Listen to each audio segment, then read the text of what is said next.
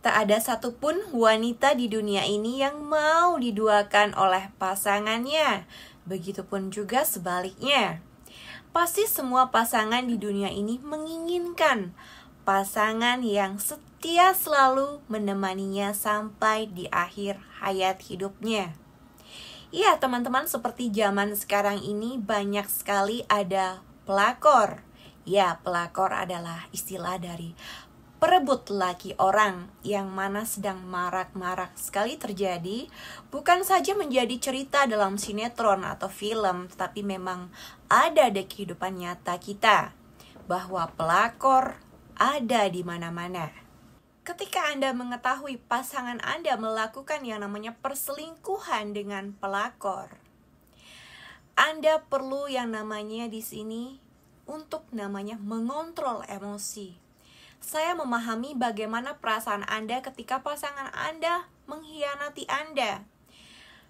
Pasti semua wanita di dunia ini akan merasakan yang namanya sedih, kecewa, marah, dan emosi bergejolak di dalam hati dan jiwa menjadi satu, dan ingin bahkan yang namanya melabrak dari sang pelakor. Tapi Anda adalah wanita yang baik. Jangan melakukan hal-hal yang kampungan, karena hanya akan menjatuhkan harga diri Anda.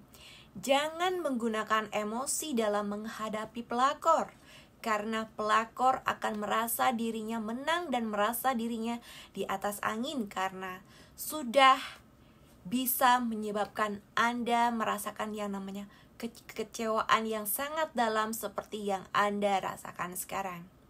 Maka dari itu, di konten saya ini saya akan berbagi tips kepada Anda semua bagaimana caranya menghadapi sang penggoda dengan cara yang elegan.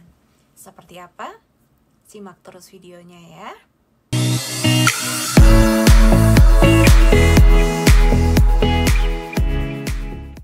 Minasan, konnichiwa, Okahana YouTube channel Yokoso. Nah sahabat Okahana dimanapun kalian berada, saya doakan semoga kalian semua tetap dalam keadaan sehat walafiat. Nah teman-teman, terima kasih sudah selalu mendukung channel saya. Bagi teman-teman yang belum subscribe, silahkan klik tombol loncengnya ya, agar kalian tidak ketinggalan video-video terbaru dari saya seputar kehidupan, asmara, percintaan, dan motivasi hidup. Nah, apa saja tipsnya agar Anda bisa menghadapi pelakor dengan cara elegan? Yang pertama, tetap kontrol emosi Anda. Ketika Anda mengetahui pasangan Anda sedang melakukan yang namanya perselingkuhan, mungkin akan sangat sulit untuk yang namanya mengontrol dari emosi Anda. Tapi tetaplah untuk berpikir jernih, menenangkan hati Anda, dan kontrol emosi dengan baik. Tarik nafas Anda dalam-dalam dan hembuskan. Buat hati Anda menjadi tenang, pikiran Anda menjadi jernih. Kumpulkan semua bukti-bukti sebanyak-banyaknya atas perselingkuhan yang mereka lakukan. Ketika Anda tidak bisa mengumpulkan bukti-bukti dari perselingkuhan mereka, maka suami Anda akan berpikir bahwa Anda adalah wanita yang cemburuan. Maka akan timbul konflik besar lagi di dalam rumah tangga Anda. Maka jika Anda mengetahui hal perselingkuhan suami Anda, tenangkan diri Anda, jernihkan pikiran, kumpulkan banyak bukti-bukti. Ini adalah sikap yang bijak dalam menghadapi perselingkuhan yang dilakukan oleh suami Anda. Tips yang kedua yaitu berkomunikasi dengan suami.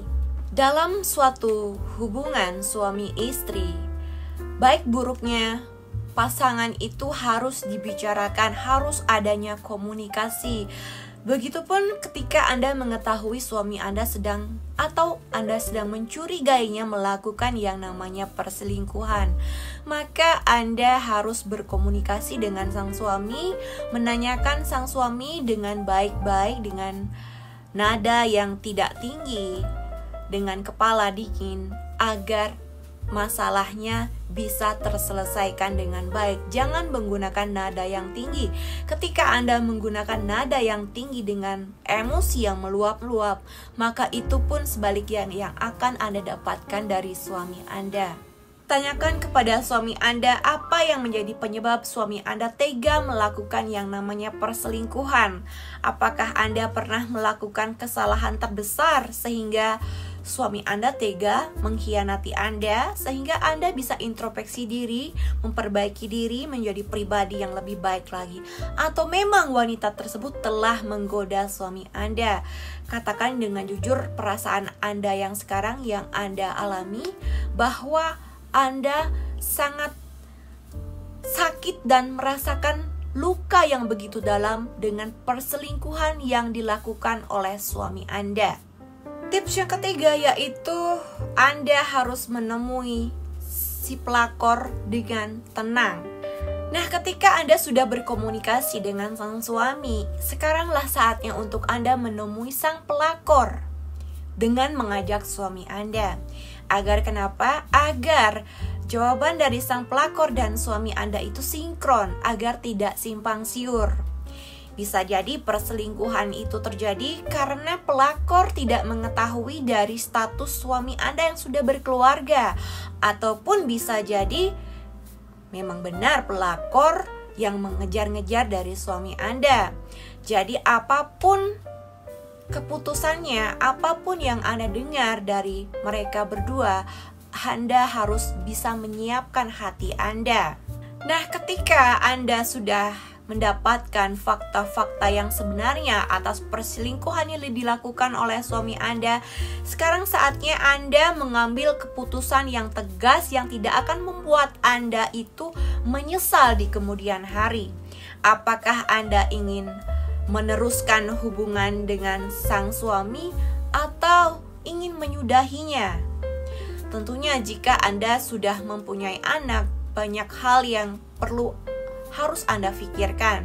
Ketika Anda ingin menyudahi hubungan tersebut, mungkin Anda berpikir lebih baik, maka lakukan dengan proses secara hukum. Tetapi jika suami Anda menyesal, maka tidak ada salahnya Anda memberikan sang suami itu adalah kesempatan kedua untuk suami Anda. Mungkin itu adalah salah satu cara bijak untuk menyelamatkan rumah tangga Anda. Tips yang keempat yaitu jangan terlihat takut.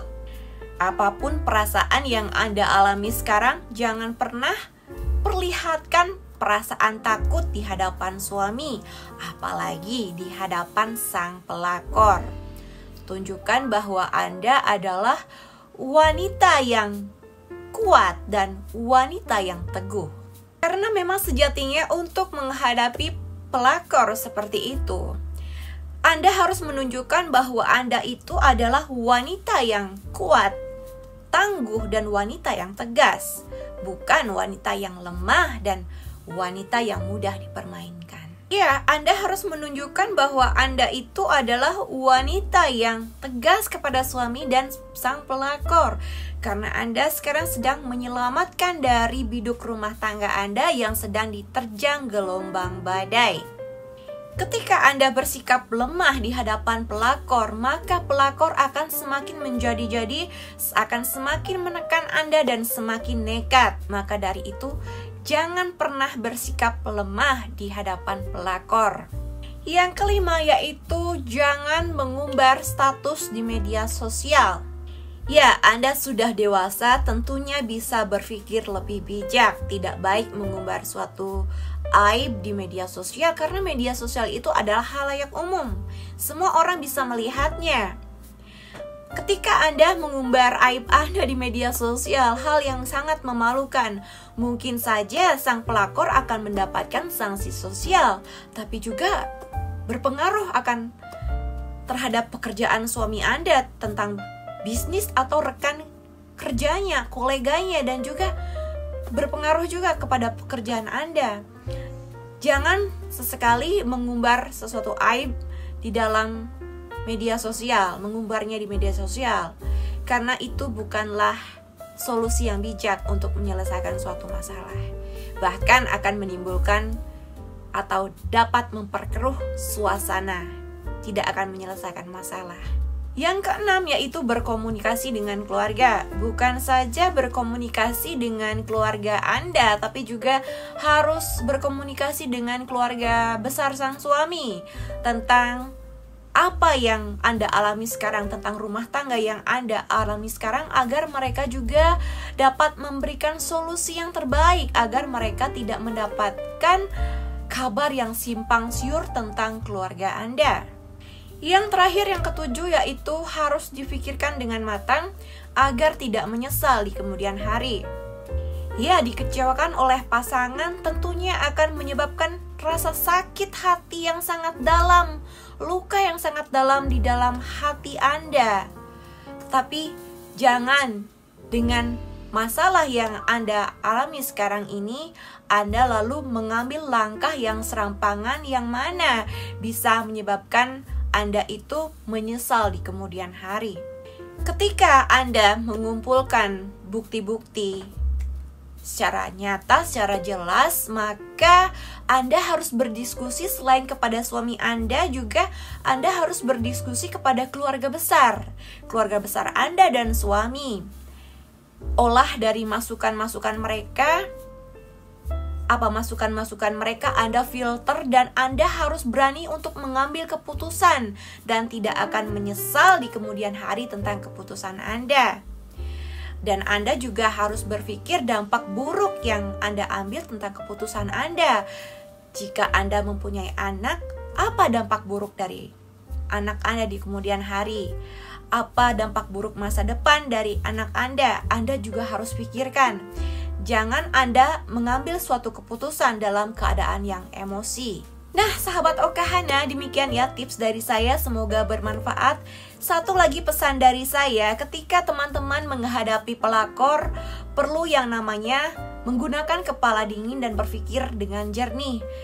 Jangan menggunakan emosi atau kemarahan, karena tidak akan menemukan yang namanya solusi, tidak akan menemukan jalan keluar. Jangan mengedepankan kemarahan daripada yang namanya akal sehat. Sangat wajar sekali Anda merasakan yang namanya kecewa, sedih, marah. Tapi jangan tunjukkan emosi Anda di depan mereka yang melakukan yang namanya perselingkuhan. Tapi tunjukkanlah bahwa Anda itu adalah wanita yang tegas, wanita yang kuat, wanita yang tenang, dan wanita yang bijak. Dengan begitu, si pelakor akan merasa takut dan bahkan akan segan terhadap diri Anda.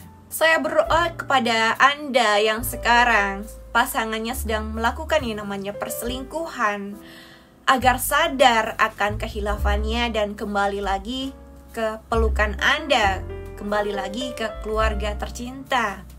Dan saya berdoa kepada pasangan dimanapun berada agar terhindar dari pasangan yang tidak bisa setia. Karena kesetiaan itu adalah sangat mahal harganya. Hanya orang-orang yang berjiwa besar yang dapat melakukannya. Maka dari itu, apapun keadaan suami Anda sekarang, berusahalah untuk menjadi wanita yang setia hanya kepada satu pria. Terima kasih, semoga konten saya bermanfaat. Thanks for watching and see you in my next video. Sayonara, mata ne. Arigatou gozaimasu.